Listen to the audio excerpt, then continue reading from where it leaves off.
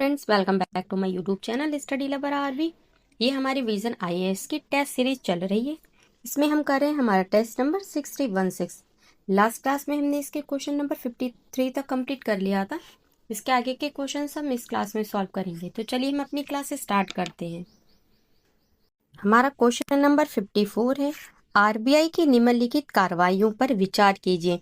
First they रखा है ब्याज दरों में वृद्धि करना, सेकंड दे रखा है रिजर्व आवश्यकता है उनमें वृद्धि करना, एंड थर्ड है हमारा सरकारी बॉन्ड बेचना। आक्रामक संकुचनात्मक मौद्रिक नीति के दौरान आरबीआई की उपयुक्त में से कितनी संभावित कार्यवाहियां हैं? तो इसका आंसर है हमारा ऑप्शन सी, सभी तीनों। मौद्रिक नीति मतलब संकुचनात्मक और विस्तारवादी नीतियां, ये किसी अर्थव्यवस्था में मुद्रा आपूर्ति के स्तर में परिवर्तन से संबंधित होती हैं। विस्तारवादी नीति अर्थव्यवस्था में मुद्रा आपूर्ति को बढ़ाती है। दूसरी ओर संकुचनात्मक नीति देश की मुद्रा आपूर्ति को कम करती है। यही हमारी मौद्रिक नीति होती है। क्वेश्चन नंबर हमारा 55 है, चालू खाता संतुलन है, इसके संदर्भ में निम्नलिखित कथनों पर विचार कीजिए। इसमें फर्स्ट है, यह वर्तमान में उत्पादित वस्तुओं के लिए किए गए सभी भुगतानों की एक माप है और इसमें सेवाएं वो शामिल नहीं होती। तो ये फर्स्ट वाला गलत है क्योंकि इसमें सेवाएं शामिल होती हैं। सेकंड दे रखा है, इसमें अंतर्राष्ट्रीय अंतरण भुगतान है, उनको छोड़कर विदेशों से प्राप्त उत्पादन आय शामिल होती है। तो ये भी गलत है क्योंकि इसमें अंतर्राष्ट्रीय अंतरण भुगतान है वो भी शामिल होता है। उपरोक्त कथनों में से कौन से सही नहीं पूछा है इसमें? तो इसमें आंसर होगा हमारा ऑप्शन सी, 1 और 2, क्योंकि दोनों ही सही हैं। सॉरी, दोनों ही गलत है। गलत पूछा है ना कि कौन से सही नहीं है, तो दोनों ही सही नहीं है। तो ऑप्शन सी आंसर होगा, ए और बी दोनों, 1 और 2 दोनों। क्वेश्चन नंबर हमारा 56 है, निम्नलिखित कथनों पर विचार कीजिए। कथन फर्स्ट है, आरबीआई गवर्नर मुद्रास्फीति लक्ष्यीकरण में एकमात्र प्राधिकारी नहीं है। तो ये करेक्ट है।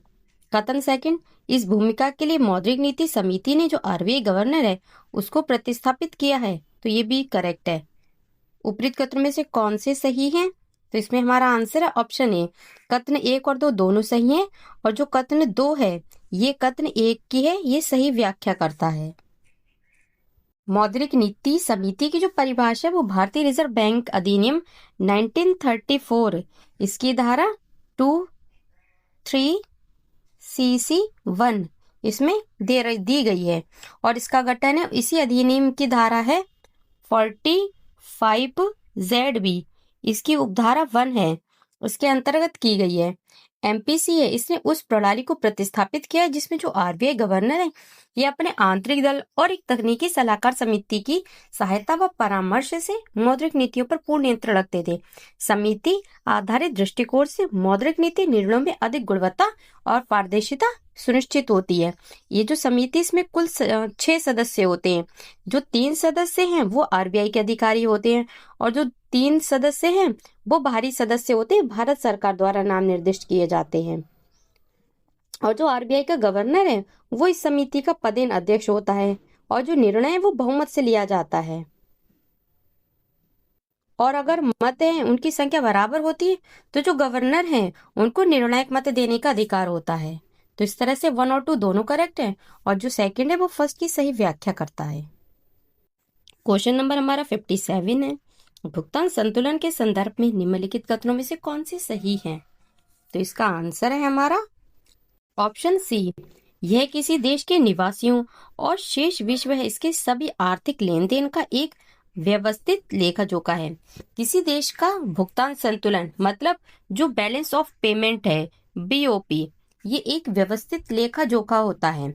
इसमें एक निश्चित अवधि के दौरान उस देश की निवासियों और शेष विश्व है इसके बीच होने वाली सभी आर्थिक लेन देन है वो दर्ज किए जाते हैं। क्वेश्चन नंबर 58 है, विश्व बैंक द्वारा निम्नलिखित में से कितने सूचकांक प्रकाशित किए जाते हैं? फर्स्ट दे रखा है वर्ल्ड डेवलपमेंट रिपोर्ट, सेकंड है वैश्विक आर्थिक संभावना जीईपी रिपोर्ट, एंड थर्ड है वैश्विक वित्तीय स्थिरता रिपोर्ट। नीचे दिए गए कोड का प्रयोग कर सही उत्तर चुनिए। तो इसमें हमारा आंसर है ऑप्शन बी। केवल दो जो इनमें से रिपोर्ट है वो विश्व बैंक द्वारा जारी की जाती है। कौन कौन सी? एक तो वर्ल्ड डेवलपमेंट रिपोर्ट है एंड सेकंड है वैश्विक आर्थिक संभावना जीईपी रिपोर्ट।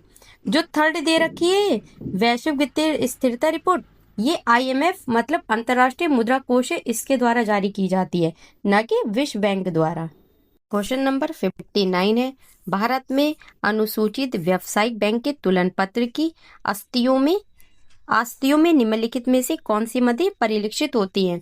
फर्स्ट दे रखा है ऋण अग्रिम, सेकंड दे रखा है बैंक द्वारा धारित निविल आवधिक जमाएं एंड थर्ड दे रखा है नगद आरक्षित अनुपात CRR। नीचे दिए गए कोड का प्रयोग कर सही उत्तर चुनिए। तो इसमें हमारा आंसर है ऑप्शन सी 1 एंड 3, ऋण अग्रिम और नगद आरक्षित अनुपात CRR। ये भारत में अनुसूचित व्यावसायिक बैंक के तुलन पत्र की आस्तियों में शामिल मदें ये परिलक्षित होती हैं। बैंक द्वारा धारित निविल शाब्दिक जमा ये इसमें इंक्लूड नहीं है। व्यवसाय बैंक है वो एक अन्य प्रकार की संस्थाएं हैं जो द्रव्य निर्माण अर्थव्यवस्था है, इसका एक भाग है। अनुसूचित बैंक है वो ऐसे बैंक है जो भारतीय रिजर्व बैंक अधिनियम 1934 इसकी दूसरी अनुसूची में सूचीबद्ध होते हैं। और तुलन पत्र है वो किसी भी फर्म या बैंक की आस्तियां और देयता उनका रिकॉर्ड होते हैं। आस्तियां वे चीजें हैं जो किसी फर्म के स्वामित्व में होती है या जिन पर फर्म दूसरों से दावा कर सकती है। क्वेश्चन नंबर 60 है, निम्नलिखित पर विचार कीजिए। फर्स्ट दे रखा है जनता द्वारा धारित मुद्रा, सेकंड दे रखा है भारतीय रिजर्व बैंक द्वारा धारित विदेशी मुद्रा भंडार एंड थर्ड दे रखा है व्यावसायिक बैंकों द्वारा धारित मुद्रा। उपयुक्त में से कितने उच्च शक्ति द्रव्य या मुद्रा के घटक हैं? तो इसमें हमारा आंसर है ऑप्शन बी, केवल 2, जनता द्वारा धारित मुद्रा और व्यावसायिक बैंकों द्वारा धारित मुद्रा है। व्यावसायिक बैंक है उनके रिजर्व और जो जनता है उसके पास मुद्रा जो मौजूद मुद्रा है मतलब नोट और सिक्के, इनका जो योग है उसको ही उच्च शक्ति मुद्रा कहा जाता है। उच्च शक्ति मुद्रा बैंक जमाओं के विस्तार और मुद्रा आपूर्ति के निर्माण का आधार होती है। तो इस तरह से हमारा बी वाला ऑप्शन करेक्ट है। 1 और 3 का इसमें इंक्लूड है और सेकंड वाला इसमें नहीं आता है, ये इसका घटक नहीं है। क्वेश्चन नंबर 61 है, पूर्ण रूप खुले बाजार की क्रियाओं OMO outright open market operations, इसके संदर्भ में निम्नलिखित कथनों पर विचार कीजिए। फर्स्ट दे रखा है पूर्ण रूप OMOS है उसको परवर्ती चरण में प्रतिभूतियों को खरीदने बेचने के वायदे के साथ संचालित किया जाता है। तो फर्स्ट वाला गलत है, क्योंकि जब केंद्रीय बैंक है वो प्रतिभूतियों को खरीदता है तो ये इनको दोबारा बाद में बेचने का कोई वायदा नहीं करता है।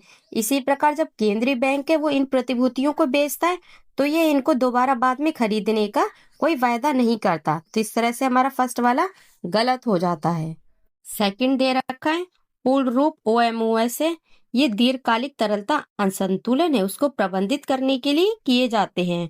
तो ये वाला करेक्ट है। उपयुक्त कथनों में से कौन से सही है? तो इसका आंसर हमारा ऑप्शन बी, केवल सेकंड वाला करेक्ट है, फर्स्ट वाला है वो गलत है। भारतीय रिजर्व बैंक है उसको भारतीय रिजर्व बैंक अधिनियम 1934 है, इसकी धारा 17(8) है। इसके तहत सरकारी प्रतिभूतियों में लेन देन करने का अधिकार प्राप्त है, जिसे खुले बाजार की क्रियाओं मतलब ओपन मार्केट ऑपरेशंस OPO है, इसके माध्यम से किया जाता है। खुले बाजार है इसकी क्रियाएं 2 प्रकार की होती हैं, एक होती है पूर्ण रूप मतलब आउटराइट और सेकंड होती है रेपो। क्वेश्चन नंबर 62 है, पूंजीगत वस्तुओं के संदर्भ में मूल्यह्रास मुख्य रूप से क्या दर्शाता है? तो इसका आंसर है हमारा ऑप्शन बी, समय के साथ पूंजी के मूल्य में गिरावट। मूल्यह्रास मतलब डिप्रिसिएशन, ये समय के साथ पूंजीगत परिसंपत्ति के मूल्य में गिरावट को दर्शाता है। ये प्रत्यक्ष वित्तीय व्यय है, इसके बजाय टूट फूट या अप्रचलन को दर्शाता है। मूल्यह्रास एक गैर नगद व्यय है जिसमें किसी परिसंपत्ति के उत्पादक मूल्य में होने वाली क्षति शामिल होती है और ये रखरखाव हेतु किए जाने वाले व्यय से भिन्न होता है जिसमें वास्तविक मौद्रिक व्यय शामिल होता है। क्वेश्चन नंबर 63 है, टिकाऊ उपभोक्ता वस्तुओं के संदर्भ में निम्नलिखित कथनों पर विचार कीजिए। फर्स्ट दे रखा है टेलीविजन, रेफ्रिजरेटर, घरेलू कंप्यूटर को टिकाऊ उपभोक्ता वस्तुएं कहते हैं। तो ये हमारा फर्स्ट वाला करेक्ट है। सेकंड दे रखा है सभी टिकाऊ उपभोक्ता वस्तुओं को पूंजीगत वस्तुएं कहते हैं, तो सेकंड वाला गलत है, क्योंकि केवल वे टिकाऊ उपभोक्ता वस्तुएं जिनका उपयोग अन्य वस्तुएं उनके उत्पादन में किया जाता है पूंजीगत वस्तुएं कहलाती है, ना कि सभी। उपयुक्त कथनों में से कौन से सही है? तो इसका आंसर ऑप्शन ए, केवल फर्स्ट वाला करेक्ट है, सेकंड गलत है। क्वेश्चन नंबर 64, उत्पादन के साधनों और उनकी संगत आय के संबंध में निम्नलिखित युग्मों पर विचार कीजिए। एक साइड उत्पादन के साधन है, दूसरी साइड आय है। फर्स्ट दे रखा है भूमि किराया, तो ये इसका करेक्ट है। भूमि का जो उत्पादन का साधन है उससे क्या है? आय है। सेकंड दे रखा है श्रम, तो इसकी आय क्या है? वेतन है। थर्ड दे रखा है हमारा पूंजी, तो इसका दे रखा है लाभ, तो ये गलत है, इसका लाभ नहीं बल्कि क्या है? ब्याज है इसकी आय। फोर्थ दे रखा है उद्यमशीलता, तो इसका ब्याज दे रखा है, तो ये भी गलत है, इसकी आय का जो साधन है वो ब्याज नहीं बल्कि क्या है? उद्यमशीलता का क्या है? लाभ है। पूंजी है, पूंजी का ब्याज है, और जो उद्यमशीलता है इसका क्या है? लाभ है। उपयुक्त युग्मों में से कितने सही सुमेलित है? तो इसका आंसर हमारा ऑप्शन बी, केवल 2 युग्म सही सुमेलित है, first and second. Third and fourth है वो गलत है। उत्पादन है, इसके 4 साधन है, भूमि, श्रम, पूंजी और उद्यमशीलता। वस्तुओं और सेवाओं के निर्माण के लिए इनकी आवश्यकता होती है। जो लोग उत्पादन के साधनों को नियंत्रित करते हैं वे प्राय समाज से सर्वाधिक धन संपदा उसका आनंद लेते हैं। प्राय जो पूंजीवाद है इसके अंतर्गत उत्पादन व साधनों पर प्राय व्यावसायिक मालिकों और निवेशक है उनका नियंत्रण होता है। समाजवादी समाजों में सरकार उत्पादन के साधनों पर अधिक नियंत्रण रखती है। क्वेश्चन नंबर 65 है, निवल राष्ट्रीय उत्पाद निम्नलिखित में से किसकी सहायता से सकल राष्ट्रीय उत्पाद से प्राप्त किया जाता है? तो इसमें हमारा आंसर ऑप्शन बी, मूल्यह्रास है उसको समायोजित करके। देश की पूंजी का हिस्सा साल भर में एक हिस्सा है जो साल भर में टूट फूट के कारण उपभोग कर लिया जाता है। इस टूट फूट है इसको क्या कहते हैं? मूल्यह्रास कहते हैं। स्वाभाविक है जो मूल्यह्रास है वो किसी व्यक्ति के आय का अंश नहीं होता। यदि हम सकल राष्ट्रीय उत्पाद है उससे मूल्यह्रास है उसको घटाते हैं तो हमें समस्त आय की जो माप प्राप्त होती है उसे निवल राष्ट्रीय उत्पाद मतलब एनएनपी कहते हैं। इस प्रकार जो निवल राष्ट्रीय उत्पाद है मतलब एनएनपी बराबर क्या होता है? हमारा सकल राष्ट्रीय उत्पाद मतलब जीएनपी माइनस जो हमारा मूल्यह्रास है। तो हमारा ऑप्शन बी करेक्ट हो जाता है आंसर। क्वेश्चन नंबर 66, निम्नलिखित कथनों पर विचार कीजिए। कथन फर्स्ट है, यदि देश के सकल घरेलू उत्पाद में वृद्धि हो रही है तो यह आवश्यक नहीं है कि जनता के कल्याण स्तर में भी उसी अनुपात में वृद्धि हो। तो बिल्कुल करेक्ट है ये। सेकंड दे रखा है कथन, सकल घरेलू उत्पाद में सकारात्मक और नकारात्मक बाह्य प्रभाव है उनको शामिल नहीं किया जाता है।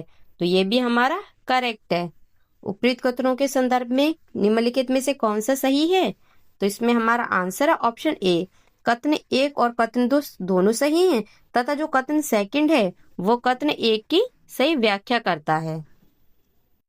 सकल घरेलू उत्पाद मतलब जो जीडीपी है इसका विवरण हम देखते हैं। यह कितना समरूप है। यदि देश के सकल घरेलू उत्पाद में वृद्धि हो रही है तो कल्याण में उसके अनुसार वृद्धि नहीं हो सकती। ऐसा इसलिए है क्योंकि सकल घरेलू जो उत्पाद है उसमें जो वृद्धि है वो कुछ व्यक्तियों या फर्मों के हाथों में संकेंद्रित होती है और शेष की आय है इसमें वास्तव में गिरावट आ सकती है। इसलिए कहा जा सकता है जीडीपी अर्थव्यवस्था में असमानताओं के कारणों की व्याख्या नहीं रखता है। क्वेश्चन नंबर 67, व्यय विधि द्वारा सकल घरेलू उत्पाद जीडीपी की गणना करते समय निम्नलिखित में से किस कारक को शामिल नहीं किया जाता है? तो इसमें हमारा आंसर है ऑप्शन सी, मध्यवर्ती वस्तुओं पर जो व्यय। यह उल्लेखनीय कि जो अंतिम निवेश है इसमें पूंजीगत वस्तुओं पर निवेश शामिल होता है, ना कि जो मध्यवर्ती वस्तुएं उन पर किया गया निवेश। तो ऑप्शन सी जो है हमारा करेक्ट है, इसको शामिल नहीं किया जाता। बाकी अंतिम घरेलू उपभोग व्यय, अंतिम पूंजीगत व्यय और अक्षर सरकारी व्यय इन सब कारकों को शामिल किया जाता है। तो फ्रेंड्स आज की वाली क्लास हम यहीं पे एंड करते हैं। आगे के क्वेश्चन सब नेक्स्ट क्लास में सॉल्व करेंगे। तब तक के लिए थैंक यू। जय हिंद।